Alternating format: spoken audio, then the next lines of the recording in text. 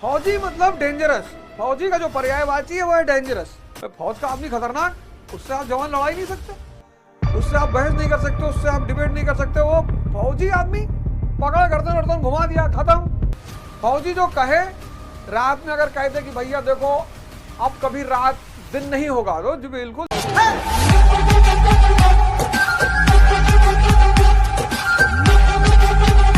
सुबह वाली क्लास में मेडिटेशन वाली क्लास में सब आते हो ना, सुबह आया करो सब। योग निद्रा चल रही है आजकल, और योग निद्रा 3 महीना मेरे साथ लगातार कर लोगे भाई साहब, जीवन बदल जाएगा। और गाली हमको चाहे जितना दो, वो तो अलग बात है। जैसे बच्चे जो होते हैं वो 15 से 20 साल में माँ बाप को बहुत कोसते हैं, फिर 30-35 में जाके कहते हैं यार पापा ऐसे कहते थे, यार मम्मी ऐसे कहती थी, यार ये कर लेते तो ऐसा हो जाता। तो आज भले तुम हमें गाली दे लोगे, लेकिन एक समय आएगा जब तुम कहोगे कि नहीं यार मास्टरवा ऐसे बोलता था। इसीलिए तुमसे कहता हूं शरीर और मन को ताकतवर बना लो।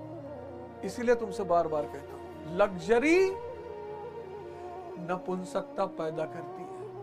हाँ, तुम इसको बात कर जानकर आश्चर्य करोगे। हमारे यहां आज से करीब 8-9 साल पहले की बात है, मेरी सोसाइटी में एक साहब रहते हैं। इस वक्त उनकी उम्र है 65 के आसपास। तो उनका जो फ्लोर है वो 14th फ्लोर है, 14वें मंजिल पर रहते हैं। एक बार ऐसे ही मैं लिफ्ट में जा रहा था, तो वो बोले हाय यंग मैन, आर्मी के आदमी। हाँ ये सर। अरे बोले लिफ्ट से किधर जा रहा है, आजा सीढ़ी से चलते हैं। 65 इयर्स। अरे मैंने कहा सर आप तो 10th फ्लोर पे, आए 14 gentleman, I stay on 14th floor. अरे मैंने कहा 14 मंजिल पैदल जाओगे सर? अरे बोले व्हाट पैदल, इसी चैनल पे चलता है रे आवाज ओझा पे। तुम श्रेया नहीं आती हो क्या सुबह?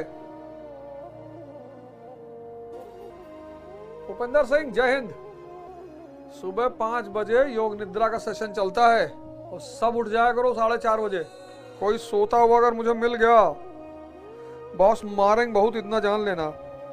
आज की योग निद्रा में निद्रा ही आ गई। एक तो सुबह 5 बजे उठना, और उसमें से फिर बेड में जाकर योग निद्रा। बेड में कौन योग निद्रा करता है, पागल कहीं के।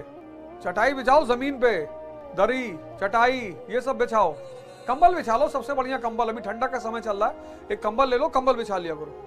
बेड में जाके योग निद्रा कर रहे हैं। रोहन अंसारी काटेंगे बेटा, जान लेना। हाँ वो 2-4 दिन नींद आएगी, कोई दिक्कत की बात नहीं है, 2-4 दिन तो आएगी, वो कोई इशू नहीं है, कोई मुद्दा नहीं है। पर तुम देखना 1 महीने बाद तो तुम्हारा खेल ही बदल जाए। The strength of the body depends upon the labor you do. Sweating means strength. फौजी आदमी, हमने सोचा कुछ बोल दे, मार दो 3 पैट। फौज का आदमी खतरनाक, उससे आप जवान लड़ा ही नहीं सकते, उससे आप बहस नहीं कर सकते, उससे आप डिबेट नहीं कर सकते। वो फौजी आदमी पकड़ गर्दन वर्दन घुमा दिया, खत्म। फौजी मतलब डेंजरस। फौजी का जो पर्यायवाची है वो है डेंजरस। फौजी जो कहे, रात में अगर कहते कि भैया देखो अब कभी रात दिन नहीं होगा, तो जी बिल्कुल जी, अब तो दिन हो ही नहीं सकता। और वो भी इंडियन आर्मी, दुनिया की सबसे डेंजरस आर्मी, उनसे कौन बहस करे। और उनको मैंने देखा 65 साल की उम्र में वो आदमी 14 मंजिल। तो मैंने कहा सर, बोला you know gentleman, I don't have BP sugar and all, twice in a day I come down I go up. Sir उसके बाद कभी अपवाद में मैंने लिफ्ट का इस्तेमाल किया हो, वरना 14 मंजिल तक तो मैं नहीं करता सर। हम मैं तो 7th पे रहता हूं, पर मैं नहीं करता सर। और उस आदमी का वो जो स्टेटमेंट था कि लग्जरी क्रिएट्स इंपोर्टेंसी, एकदम दिमाग में जाकर बैठ गया सर। मैं एक बार बैठा हुआ था आश्रम में, तो महाराज जी कहे कि हम अपनी मृत्यु को 2 साल आगे बढ़ा दिए। हम थे, आशीष महाराज थे, और कई सारे दीपक बाबा थे, और कई सारे महाराज लोग थे। तो बोले कि अभी मुश्किल से 3-4-5 महीने की पहले की बात है, कहे हम अपनी मृत्यु को 2 साल आगे बढ़ा दिए। इनकी औकात है महाराज 2 साल 20 साल आगे बढ़ा दे, 50 साल, कहे हम जाएंगे ही नहीं। जिस दिन विवेक जाग जाएगा, बस माया कमजोर पड़ जाएगी, क्योंकि विवेक रोशनी है, अंधकार को रहने नहीं देगा। सेक्स में अगर आनंद होता तो सारे बुजुर्ग नाच रहे होते, जवानी भर किए हैं। इंद्रियों में अगर आनंद होता तो सारे बुजुर्ग, सब बुजुर्ग निराश, हताश, बहुसंख्यक। इंद्रियां खत्म, सुख खत्म। शुरुआत मजे से, जैसे अब मिठाई अगर खाओगे तो मजा आएगा, लेकिन बाद में शुगर बढ़ा देगा, शरीर के बाकी अंगों को परेशान करेगा। लेकिन अगर नीम की पत्ती खाओगे तो शुरुआत में बहुत कड़वा लगेगा। इस चार्ट का फोटो बना खींच के रख लो। अब चूंकि लोगों को सुख बेचा जा सकता है, आनंद बेचा नहीं जा सकता। सुख बेचा जा सकता है, जो देखो वही सुख बेचा जा सकता है, आनंद बेचा नहीं जा सकता। अगर आनंद बेचा जाता तब फिर परमात्मा को न्यायपूर्ण कहना बहुत मुश्किल हो जाता। अल्लाह रहीम है, बिल्कुल है। उसको आपके पास पैसा है कि नहीं, अगर आप साधना करते हैं तो आप आनंद की स्थिति में आ जाएंगे। फकीर यही तो है।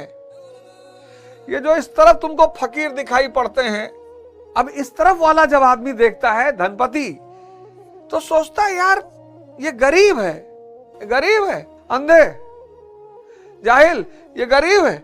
हाँ, अगर इसने स्थिति नहीं प्राप्त की है तो ये संघर्षरत है, वो अलग बात है। वेद जो है वो 3 गुणों तक प्रकाश डालते हैं, बस सत्व रज तम, कि मनुष्य इन 3 गुणों से बंधा हुआ है।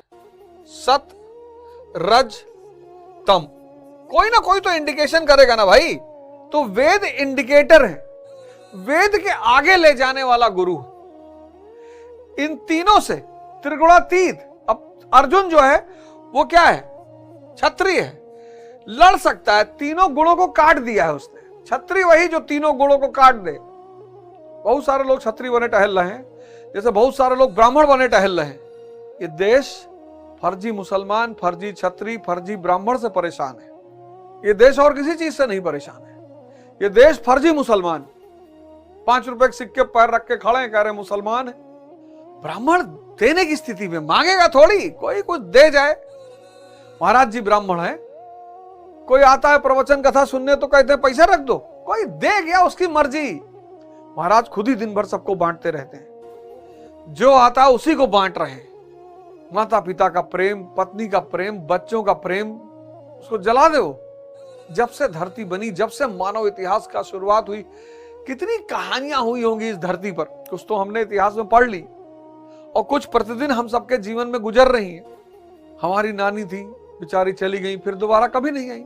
25 दिसंबर 2000 आई ही नहीं, क्योंकि सभी सुख के तलाश में है। और आदमी को इसके बारे में, आनंद के बारे में कोई झलक ही नहीं है। कुछ दिखाई पड़े तो आदमी को लगे, सुख दिखाई पड़ता है। सुख की खास बात यह है कि यह दिखाई पड़ता है, आनंद दिखाई नहीं पड़ता। बस है आंख बंद किए मस्ती में है, कौन जाने मस्ती में है कि क्या है। कैंसर, भाई सिद्धू साहब ने कहा कि मेरी वाइफ का 4थे स्टेज का कैंसर, कितनी बड़ी घटना है। सिद्धू साहब ने कहा कि मेरी वाइफ की 4थे स्टेज का कैंसर, डॉक्टर ने कहा था 3% चांस है, और मेरी वाइफ का 4थे स्टेज का कैंसर से मैं उसे बाहर निकल लाया। आज मेरी वाइफ फ्री। कच्ची हल्दी, कच्ची हल्दी, सब लोकल हर्ब जो हमारी किचनों में है। कितनी बार राजू भाई दीक्षित ने कहा कि हल्दी जो है कीमो के साइड इफेक्ट को खत्म करती है, लेकिन कच्ची हल्दी, ये बाजार की पिसी हुई हल्दी नहीं जिसमें रंग मिला हुआ है। कच्ची ओरिजिनल नॉर्थ ईस्ट से मंगाइए कच्ची हल्दी, उसका पानी पिलाइए। मैं थोड़ी कह रहा हूं, चारों तरफ वायरल है। तो क्या उसमें बाकी बातें नहीं हुई? कीमो हुआ, एकदम हुआ, कीमो हुआ, 4-4, 5-5 कीमो उनका हुआ। लेकिन कीमो के साइड इफेक्ट से किसने बचाया? हल्दी ने। ऐसा वो उन्होंने कहा कीमो नहीं हुआ, एकदम हुआ, कीमो हुआ। कीमो का साइड इफेक्ट है, वो बॉडी को पूरा तोड़ देता है, खत्म। वो बुरे सेल के साथ साथ अच्छे सेल को भी मार देता है। और वहां पे काम आई कच्ची हल्दी, वहां पे काम आया सेब का सिरका। भाई साहब, आप कभी अयोध्या से बस्ती की तरफ जाइए, सिरकों की लाइन से दुकान है। गांव में कोई बीमार नहीं पड़ता था। प्याज और सिरका, इतनी बड़ी दवा है सिरका, विनेगर।